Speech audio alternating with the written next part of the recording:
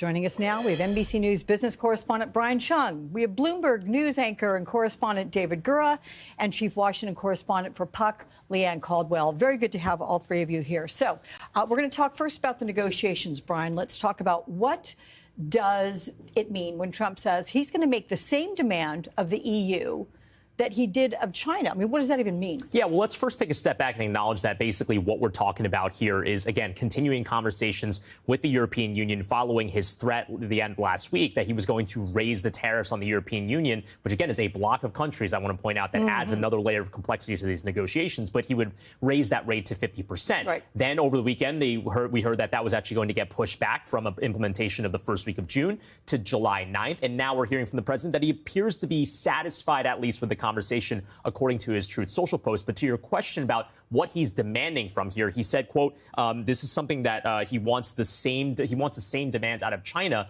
When he talks about China, he's talking about market access. So this is actually a bit of a moving goalpost. This wasn't necessarily the goal of the president's tariff policies when he was out on the campaign trail, but as opposed to narrowing the deficit, which is set basically what he has signaled as the goal of this tariff policy from the get-go. Now what he's saying is, I just want these countries to buy certain types of products that they didn't buy beforehand. I think the UK is actually a better example of this. And, for example, U.S. beef, as part of that trade, quote-unquote, deal with the United Kingdom, there's more market access for United States ranchers to sell beef to the United Kingdom. It's those types of things that he's likely asking of the EU and also China. And how many countries are we talking about? Is it 27 in the EU? I mean, it's a remarkable block. Yeah, I mean, to try and coordinate all that is challenging, to say the least. So, David, a deal with the EU to this point is going to be complicated. And we are talking about, what, 370 billion in U.S. exports, another 605 billion of imports, two of the world's most integrated economies with already balanced two-way trade. So, first of all, what the president's asking for, 6 weeks, is that enough time to hammer out any kind of a deal? Well, all this is happening on an incredibly short timetable, Alex, as you know, and you think about the way that trade deals have been constructed and approved in the past. They've been done over a period of years, not months, certainly. So this is ambitious, to say the least, but picking up on what Brian said just a moment ago, I think there's some enthusiasm here on the part of the White House that these two parties are talking. Once again, clearly that phone call between Ursula von der Leyen, the head of the European Commission, and President Trump went well enough that he could walk back that threat of those 50% tariffs. But this is a crucial and important trading relationship. I think both sides recognize that. Picking up on what you said just a moment ago, the fact that you have all of these parties to the European Union involved, it's bound to complicate things. But I want to point out that you're seeing the European Union doing what other countries, other trading partners are doing, and that is looking for other outlets for their goods. So you have the French President Emmanuel Macron on a trip to Asia this week, trying to bolster and build on trading relationships that it has with other countries. So to your question about timing, I think what's so critical here is, while this is playing out, other countries, other trading partners are having to look for alternative outlets where they can do business going forward here. That's bound to be disadvantageous here for the U.S., but I think it indicates the fact that a trading partner like the EU is taking this seriously. Yes, approaching this in good faith, clearly, but having to recognize the fact that going forward here, it's going to have to look for other outlets, other places with which it can trade goods in the future, Alex. Yeah, but David, just quickly, I mean, if you're making new deals with different countries, not the United States, it's not like manufacturing can happen in the blink of an eye. Does that then leave the United States, whenever a deal is done, the recipient of fewer products? It can't get to where it was before. It gets to your question about timing, which is so critical here, and is sort of the backdrop to this conversation. That is, you can try to move quickly here to come up with a memorandum of understanding, some sort of draft agreement when it comes to a trade deal. But there's so much that buffets that. There's so much that's involved with that. And I think the unanswered question here for so long has been, if there is a new deal, if there's an effort to inshore or move more manufacturing back to the U.S., for instance, or do more manufacturing in the European Union, how do you build the infrastructure and the apparatuses by which you can do that? Yes, it takes a long time, customarily, to come up with these deals. It takes a long time, as you're rightly pointing out, to come up with the manufacturing infrastructure to do that in another place. So all of these countries are trying to kind of think through what that might be like. And I think that's still very much a variable that hasn't been answered by this administration, sort of how they propose that happening here in the U.S., certainly.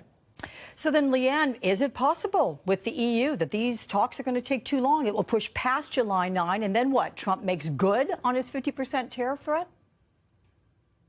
I mean, that's what he's threatening. We're going to have to see what happens. But one thing that I'm watching is also investment in the United States, as David kind of alluded to. And that is the president keeps touting these investment deals that he's negotiating of companies that are coming back into the United States. We're only hearing about the things he's touting, and those are future investments. But something to pay attention to over the long run is, are those investments actually really happening in a way to boost American manufacturing and boost the American economy as well? And politically speaking, since that's what I am most adept at talking to, is on the tariff front, it is very much entwined with this Republican plan to pass this massive tax cut bill, because there's a lot of fear on investors on Wall Street, and Moody's downgraded U.S. debt because of the rising debt and deficits in this country. I'm told that tariff tells Republican members of Congress who are concerned about it, don't worry about it. Tariffs will pay for these tax cuts. And that's something that is really terrifying to members of Congress as well, because it's a sign that these tariffs are part of his long-term plan, Alex. Yeah. So, Brian, you have a big uncertainty around imports, right? It is a big problem for small businesses. We talked about that couple that were having to pay enormous amounts of money prior to just getting, their bottles shipped, right? Yeah. So it's hard to plan ahead. I mean, Leanne was making that point there. It changes overnight. And here's another example with regard to President Trump, his change of mind, right? A shipment worth $3,500 arrived at a U.S. port on May 13. It was subject to 170% tariffs, close to $6,000. On top of the cost. Yeah, but if that same shipment had arrived the next day, completely different numbers we're talking about. 55% tariffs, less than $2,000. So when you have that kind of uncertainty, how does a small business plan for that? And by the way, can they say, wait a minute, this thing is flip-flopping. Can we delay the shipment's arrival to the port for a day? How do you organize all this? Or you cancel the shipments, because with that type of uncertainty, you go, well, why would I even bother taking the risk? If I'm going to have to pay 170% on top of the principal cost of the item itself, it's not going to be worth it, because I simply can't pass that on to my customer. I remember talking to someone who manufactured toy trucks that was saying, if I have to pay 145% on this truck that I currently make in China, I would love to make it here in the United States, but I can't. If I had to pay 145%, it might as well be 2 million %, because I can't pass on 145% cost to the consumer. No one will buy this truck at that price. So you start to cancel orders. Now, obviously, the de-escalation with China means that we're not facing 145% anymore. We're facing somewhere closer to 30%. But you have to remember that that is still substantially higher than it was prior to January 20th. So if you're a small business, or if you're a big business as well, you're trying to figure out what is going on here. I remember talking to car dealers and automotive companies at the beginning of April, when the 25% tariff on that industry took effect. They were saying that they had to park cars entirely in lots outside of the ports, and they didn't want to release them to the dealers yet, because they needed to strategize how much they were going to have to raise the prices of those vehicles first before they figured out where to allocate them around the country. So it really freezes not just trade, but entire commerce, entire supply chains. And that's likely still happening in some corners as well. So, David, uncertainty about trade policy is what one of our frequent guests, economist Justin Wolfers, calls paralyzingly high levels. What kind of impact does that have on global markets? You know, it's interesting. You put up the market reaction today at the top of the segment, and we see markets reacting favorably to this change in that tariff rate. We're still whipsawing back and forth day by day based on sort of what President Trump decides to do or doesn't in a way that we really haven't seen before. So that's kind of the principal market reaction, that he can propose something and take something away, and investors can react really favorably to that. I think underlying all of this, though, is a sense of investors that they want to know something concrete. They want to see deals that have been inked. And so what we have seen so far, even that deal with the United Kingdom in principle hasn't been finalized. We're not there yet, and I think that's leading to the kind of back and forth we're seeing. But to pick up on something Brian just said about shipping, you know, if you look at sort of the amount of ships coming to U.S. ports, they really haven't recovered since President Trump reduced those tariffs on China temporarily. So we're seeing there just kind of a sense of the caution that still overrides global markets broadly, that if I'm going to be importing something from China, I might be worried about what's going to happen tonight, tomorrow, a week from now, and that's going to have me still pumping the brakes, unsure of what the long-term policy is going to be here. that is still manifest in global markets, I think, this overarching sense of uncertainty, that it's difficult to make decisions because you don't know what can be scuttled in an instant based on what the president says or posts on Truth Social or issues as a statement. It's just not an environment in which you're going to be confident to make a potentially very expensive decision here, knowing that it could be reversed in an instant. Hey, David, can I ask you to expand on the worries for the global markets to just the average American? I mean, how should Americans be looking at our economy right now and feeling about it?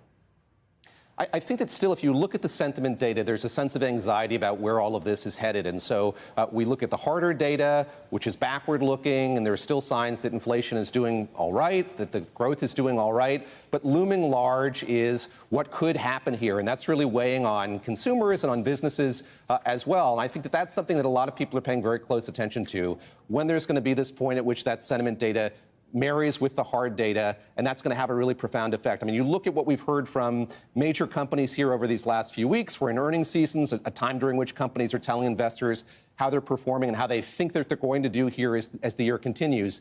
Many of them have revised their projections for the future. Many of them said that they're not going to present those projections for the future.